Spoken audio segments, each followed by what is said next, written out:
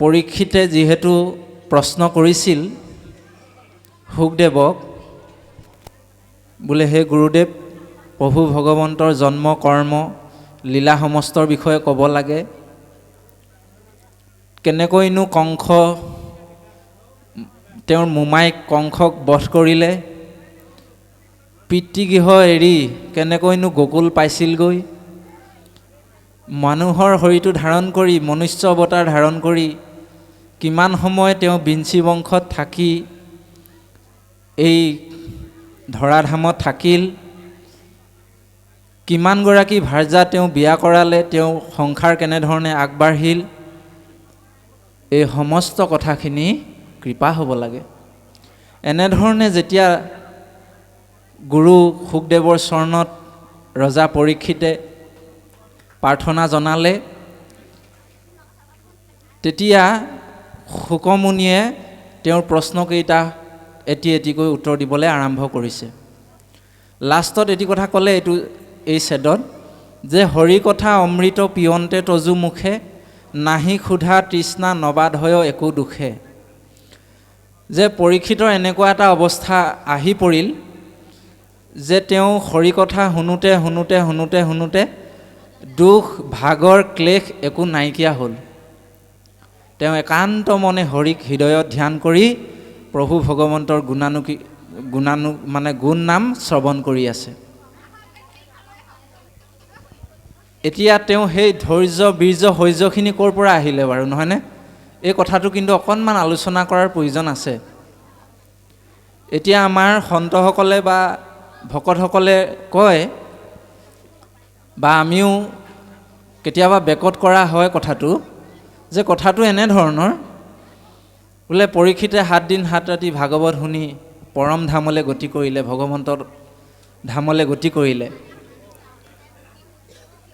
এতিয়া তেওঁ সেই মৰিবৰ সময়ত বাৰু সেই মতিটো আহিল, হয়নে? এই মতিটো বাৰু কিয় আহিল, আমি এই কথাখিনি কিন্তু নিজক সোধাৰ প্ৰয়োজন আছে। এতিয়া আমি পঢ়িব পোৱা মতে 7 দিনহে ভাগৱত শুনিছিল, হয়নে নহয় বাৰু? কিন্তু তাৰ আগত যে তেওঁ যিখিনি কৰ্ম কৰিছিলে, তেওঁৰ যিখিনি সংস্কাৰ আছিলে, সেইখিনি কিন্তু আমি একেবাৰে নুই কৰিব নোৱাৰোঁ দেই। আপোনাৰ বাবে এটি কথা মনত ৰখা ভাল, যে আপুনি মই আজি গোটেই জীৱনটোত যিখিনি শিকিছোঁ, যিখিনি সংস্কাৰ আছে, সেই সংস্কাৰখিনিয়েহে আপোনাৰ শেষলৈকে থাকিব। কোনোবাই বোলে মই 80 বছৰ পিছত মই একেবাৰে এতিয়া বোলে 80 বছৰলৈকে মই গোটেই বেয়া কামখিনি কৰি লওঁ, বোলে 20 বছৰ থাকিব আৰু বৃদ্ধ বয়সত মই বোলে ভকতৰ সংগলৈ আহি পাপবিলাক ক্ষয় কৰিম, এই ভাল হৈ যাম আৰু, সেইটো ভুল ভাবিছে। এইটো সম্ভৱ নহয়, কেতিয়াও সম্ভৱ নহয়। সেইকাৰণে অসমীয়াত কথা এটি কয় যে কুমলীয়া বাঁহ বোলে ভাঁজ লয়, কিন্তু বুঢ়া বাঁহ ভাঁজ নলয়। বিষয়টো সেইটোৱে। আকৌ এটি কথা কৈছে বোলে বুঢ়া শালিকাই মাত নলয়, হয়নে? গতিকে বিষয়বিলাক আমি গভীৰভাৱে চিন্তা কৰিব লাগিব। এই পৰীক্ষিত ৰজাৰ এনেকুৱা পুণ্য আছিলে তেওঁৰ জীৱনত, স্বয়ং ভগৱন্তক গৰ্ভতে দৰ্শন পাইছিল, হয়নে বাৰু? গতিকে সেইজন কিমান সংস্কাৰী পুৰুষ আছিল বাৰু। তেওঁ গোটেই জীৱনটো সৎকৰ্ম কৰিছিল। কলি আহিল বুলি গম পায়, কৃষ্ণ কলি আহিল বুলি গম পায়, তেওঁ কলিক মাৰিবৰ কাৰণে খেদি ফুৰিছিল, বিচাৰি ফুৰিছিল, হয়নে বাৰু? বেয়া বস্তুখিনিক তেওঁ তেতিয়াতে ত্যাগ কৰি আছিল, সেই জীৱনতে ত্যাগ কৰি আছিল। সংস্কাৰ আছিল তেওঁৰ, বহুত সংস্কাৰ আছিল।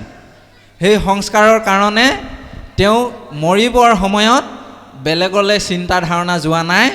ক'লৈ চিন্তা ধাৰণা গৈছে, যে মই মৃত্যুমুখী এটা জীৱ, মই কি কৰা উচিত, এই সৎভাৱনাটো আহিছে, হয়নে বাৰু? আৰু তেওঁক মানে কলিয়ে ইমান ধৰণে তেওঁক বিৰাজ কৰিছিলে, সেই মানে শ্ৰমিক মুনিকটো তেওঁ বধ কৰিবলৈ লৈছিলে, কিন্তু গভীৰ সংস্কাৰ থকাৰ কাৰণে তেওঁ হত্যা কৰিব নোৱাৰিলে।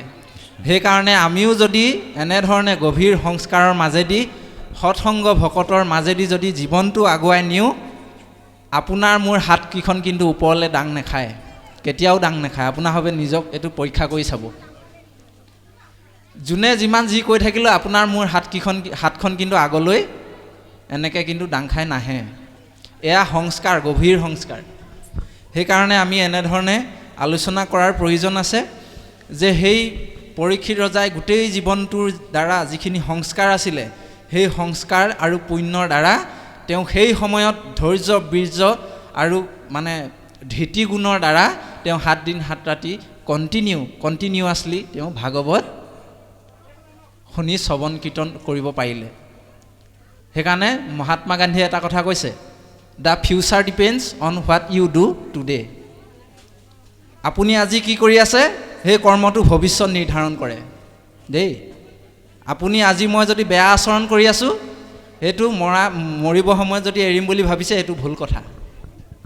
সেইকাৰণে আজি যদি গম পাইছোঁ, আমাৰ তাঁতীবাপে বৰ সুন্দৰকৈ কৈ গ'ল, আজি যদি গম পাইছোঁ বোলে এইটো ভুল কথা, তে এইটো আজিৰ পৰা ত্যাগ কৰিব লাগে, এই ভাৱনাটো লাগিব। আৰু ভাগৱত অনুষ্ঠান আমি কৰিছোঁ বা ভাওনাখন আমি কৰিছোঁ, দিহানাম ভাগি গাইছোঁ, হয়নে? তাৰ যিটো দৰ্শন, সেই দৰ্শনটো লৈ আমি নিজৰ লগত তুলনা কৰিব লাগিব আৰু আচৰণ তেনেধৰণে কৰিব লাগিব। তেতিয়া পৰিৱৰ্তন আহিব, নহ'লে পৰিৱৰ্তন নাহে। বোলে উদাহৰণটো কি, এতিয়া মেট্ৰিক পৰীক্ষা হৈ আছে নহয়, হয়নে নহয় বাৰু? ল'ৰাটোৱে গোটেই বছৰ পঢ়ি পেলাই গোটেই জ্ঞানখিনি অৰ্জন কৰিলে, কিন্তু 3 ঘণ্টা সময়ত যদি বোলে একো এটা নিলিখাকৈ গুচি আহে, পাছ কৰিবনে বাৰু?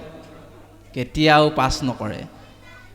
ইয়াৰ উদাহৰণটো হৈছে, আমি গোটেই মানে ভাগৱত পঢ়িছোঁ হয়, শাস্ত্ৰ পঢ়িছোঁ হয়, বোলে ভাগৱত 7 বাৰ লুটিয়ালোঁ, আমি বোলে ভকতেহে এবাৰো লুটি খাব নোৱাৰিলোঁ, হয়নে?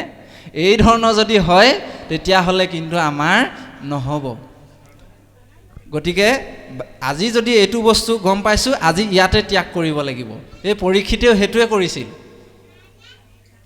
তেওঁ মৰিবৰ সময়ত সমস্ত ত্যাগ কৰি মানে ঋষিমুনিসকলক চৰণত শ্ৰদ্ধা কৰি সেৱা কৰি তেওঁ প্ৰাৰ্থনা জনালে যে মৃত্যুমুখী জীৱই কি কৰা উচিত, মোৰ ওচৰত 7 দিন আছে মাত্ৰ, কি কৰিম মই এতিয়া, হয়নে? এনেধৰণৰ চিন্তা কিন্তু আমাৰ লাগিব।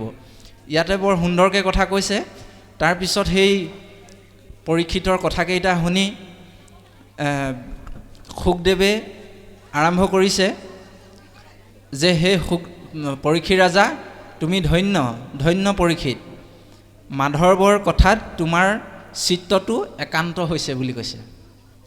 আমাৰো চিত্তটো একান্ত হ'ব লাগিব দেই বাবু সমস্ত। আমি যে আজি ইয়াত হৰিনাম শুনিবলৈ আহিছোঁ, আমাৰ চিত্তটো একান্ত হ'ব লাগিব, নিৰ্মল হ'ব লাগিব, পবিত্ৰ হ'ব লাগিব। তেতিয়াহে কিন্তু আমাৰ কামত দিব, নহ'লে কিন্তু আমাৰ কামত বৰ বেছি এটা কামত নিদিব। আমাক যদি এই হৃদয়ত যদি বেয়া এই কুপটীয়া ভাৱটো আমি ৰাখোঁ, ভাৱনাটো ৰাখোঁ, তেতিয়াহ'লে কিন্তু ভগৱন্তই আমাক কৃপা নকৰিব। সেইকাৰণে ইয়াত কৈছে, কৃষ্ণৰ চৰিত্ৰ আৱে শুনিও উৎসুকে, এহি বুলি কহিবাক আৰম্ভিলা শোকে। উপজিলা ৰাজা হুয়া দৈত্য অসংখ্যাত, বলৰ দৰ্পত কৰে হন্তক বিঘাত। তাৰ ভাৰ সহিবে নপাৰি বসুন্ধৰি, ব্ৰহ্মাত হৰণ লৈলা ধেনুৰূপ ধৰি। হয়নে বাৰু?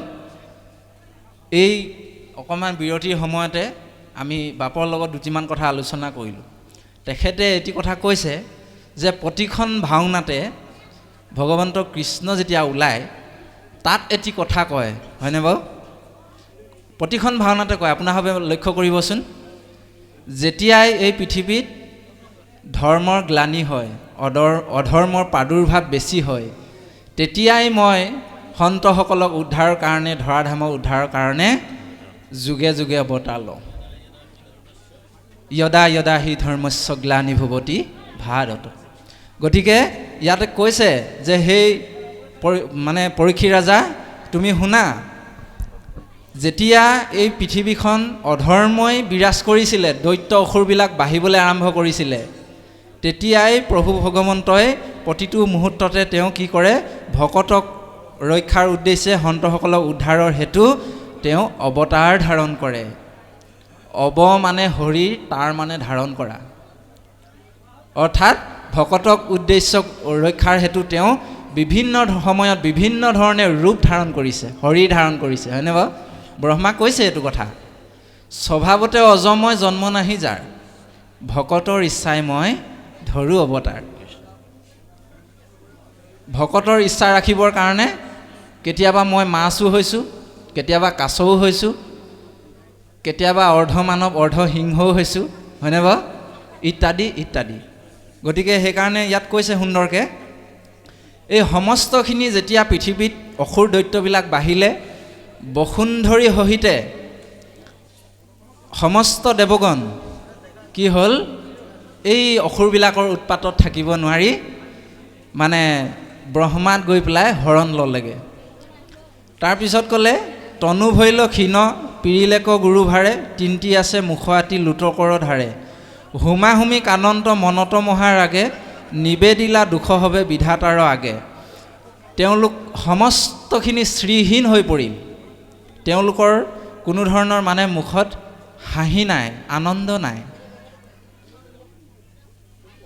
তেতিয়া এই এনেধৰণে হৈ পেলাই তেওঁলোকে সেই বিধাতাৰ ওচৰত গৈ পেলাই মানে ব্ৰহ্মাদেৱৰ ওচৰত গৈ পেলাই কাকতি প্ৰাৰ্থনা কৰিছেগৈ। এতিয়া এইখিনিৰ পৰা আমি আৰু এটি দৰ্শন পাওঁ যে আমি নৰসকলে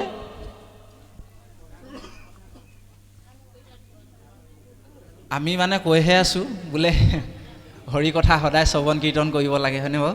সদায় ঈশ্বৰৰ গুণনাম কীৰ্তন কৰিব লাগে, ভকত সংগলৈ যাব লাগে। আমাৰ এনেই মনত নপৰে, বুজিছে নাই? কেতিয়াবা বিপদ আহিলেহে মনত পৰে। ৰাম মানে টানত পৰি ৰাম বোলা বুলি কথা এষাৰ আছে, হয়নে বাৰু? আমাৰ টানত পৰিলেহে মনত পৰে। গতিকে ইয়াৰ পৰাও এটি বৰ সুন্দৰ দৰ্শন দিছে। টানত পৰি পেলাই তেওঁলোকে সেই ব্ৰহ্মাৰ ওচৰত মানে বিধান বিচাৰি গৈছে। তাৰপিছত তেওঁলোকে ক'লে, পাছে ব্ৰহ্মাদেৱে দুখ দেখি পৃথিৱীৰ তিদখে সহিতে গৈলা ক্ষীৰোদধি তীৰ। ব্ৰহ্মাই ভাবি গুণি উপায় বিচাৰি নোপোৱাত সেই মানে ক্ষীৰোদধি তীৰত ভগৱান নাৰায়ণৰ ওচৰ পালেগৈ। লাগিলাহা মন্ত্ৰে মাধৱক আৰাধিত, শুনিলা আকাশবাণী ব্ৰহ্মা সমাধিত। এতিয়া চাওক, সেই দেৱতাসকল তেওঁলোকেও ঈশ্বৰক পাবৰ কাৰণে, দৰ্শন পাবৰ কাৰণে প্ৰাৰ্থনা কৰিবলগীয়া হৈছে। তেতিয়াহ'লে আপুনি মই কোনটো খেতিৰ মূলা, হয়নে বাৰু? দেৱতাসকল স্বয়ং স্বৰ্গলোকত থাকে, হয়নে বাৰু? ব্ৰহ্মা বোলে ভগৱন্তৰ বোলে তমোগুণৰ এটা অৱতাৰ, হয়নে? তথাপিতো কিন্তু তেওঁলোকে আকৌ প্ৰাৰ্থনা কৰিলেহে হৰিক দৰ্শন পায়। তেতিয়াহ'লে চাওকচোন বাৰু, আপুনি মই কোনটো খেতিৰ মূলা, হয়নে বাৰু? সেইকাৰণে বিষয়বিলাক বহুত গভীৰ। আৰু তেনেকৈ মন্ত্ৰ উচ্চাৰণ কৰি মাধৱক আৰাধনা কৰিলে। আৰাধনা কৰোঁতে কৰোঁতে আকাশবাণীৰ দ্বাৰা ব্ৰহ্মাই সমাধিত তেওঁ এটা বাৰ্তা পাইছে, কি বুলি? পাছে তিদশক ব্ৰহ্মা বুলিলা বচন, বিষ্ণুৰ আদেশ শুনিও ক দেৱগণ। তেওঁ যিটো কথা শুনিলে, হৃদয়ংগম কৰিলে, এই কথাটো দেৱতাসকলক কৈছে যে সংহৰি বা হৰি পৃথিৱীৰ মহাভাৰ, তুমি হবো হৈও যদুকুলে অৱতাৰ। ভগৱন্ত প্ৰভুৱে কৃষ্ণ অৱতাৰ লৈ এই পৃথিৱীৰ ভাৰ বহন কৰিব। গতিকে তোমালোকেও তেওঁক সেৱা শুশ্ৰূষা কৰিবৰ কাৰণে ধৰাধামত অৱতাৰ লোৱাগৈ দেই। সেইটো কথা তেওঁলোকে কৈছে। তুমি হবো হৈও যদুকুলে অৱতাৰ, বসুদেৱ গৃহত সাক্ষাতে নাৰায়ণ, উপজীৱা অৱশ্যে শুনিও দেৱগণ। যে বসুদেৱ গৃহত সাক্ষাতে প্ৰভু ভগৱন্তই অৱতাৰ ধাৰণ কৰিব, আৰু তোমালোকেও তাত মানে কি হয়, সকলোৱে তাত তোমালোকে জন্ম লোৱাগৈ। তানে অৰ্থে দিব্য নাৰীগণ হৌক জাত, আগে উপজীৱা গয়া অনন্ত সাক্ষাত। বিষ্ণুৰ আদেশে যুগময়া ভগৱতী, কাৰ্য সাধিবাক প্ৰতি হৈবা উতপতি। এহি বুলি ব্ৰহ্মা দিয়া দেৱক আদেশ, ভূমিকো আশ্বাসবাণী বুলিলা আশে। সেই পৃথিৱীৰ সৈতে সেই তিদক দেৱতাক এনেধৰণে বুজনি দিলে, আৰু বুজনি দি তেওঁলোকে কৈছে যে তোমালোকে চিন্তা নকৰিবা, ভগৱন্তই তোমালোকক উদ্ধাৰ কৰিব।